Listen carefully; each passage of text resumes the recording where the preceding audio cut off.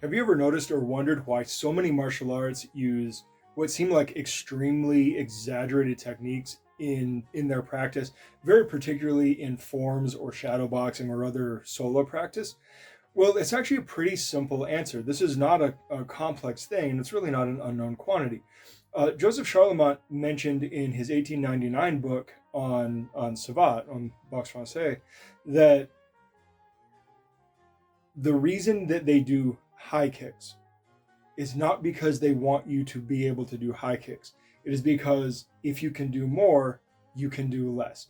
The idea is to express yourself through a full range of motion, despite the fact that you may not need that full range of motion in actual application. Practice often has to look a little different from application for the sake of covering joint angles and strategies and things like and failures. And this is going to be important in a second, because you want to have options for if something is further or closer, and that doesn't mean that you don't practice shorter, more realistic, or even closer techniques to shore up that realm, because obviously you do, right? A long range technique is not going to be the same as a close range technique. So you still have to practice specifically, but sometimes it is very good to get that fuller range of motion for the sake of your athletic capacity. And that's just what we're going to be looking at here. It's really just for your athletic capacity. Now, why was this developed? Well, look, if we look at Chinese martial arts, we look at Savate, we look at the karate world and whatnot. Oftentimes we have these exaggerated motions because the martial arts was overlapping with regular old like calisthenic gymnastic practice with fitness training. And again, the idea is to be able to express the body fluidly and openly and to its full capacity across all ranges of motions and with strength and with power and with dexterity.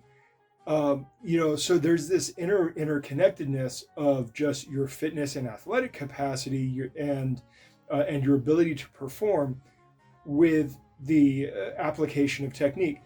So that is a very extremely important part of this puzzle. Now, I mentioned the whole failure aspect. Why do some Muay Thai guys, when they practice their round kick in the air, do a full turn? Well, it's a recovery, right? It's faster for them because that kick is so committed. It is faster for them to complete the turn than it is for them to stop, land, and return, or to try to stop with one leg in the air and return back the way they came. The vulnerability of the spin is less than the vulnerability of stopping and returning. So sometimes your recovery line is more important. And so a larger, fuller range of motion in practice allows you not only to make sure that you are punching through or cutting through a target, but that also that you have a recovery line in case you miss. Because let's face it, in striking, you're going to miss sometimes, right? And if you overshoot the target, you have to have recovery options. And if you've never practiced recovery options and you end up exposed, then you have a problem on your hands. But if you have practiced overextension and recovery, then you have a few less problems. Now look, it's fighting. There's always going to be problems. But if you have it in your toolbox to, I reached overextension, let me go through my recovery protocol, and you're not cognitively thinking this, it just becomes an automatic process, then you're going to be off in a better situation.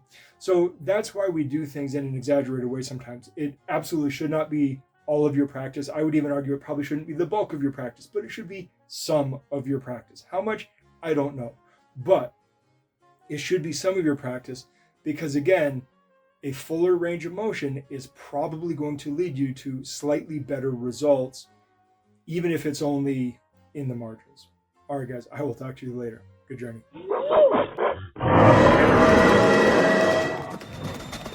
Thanks for watching. Like, subscribe, share. Check us out on our other socials, and please head over to blacksunboxing.com to get a little more info, including how to contact us.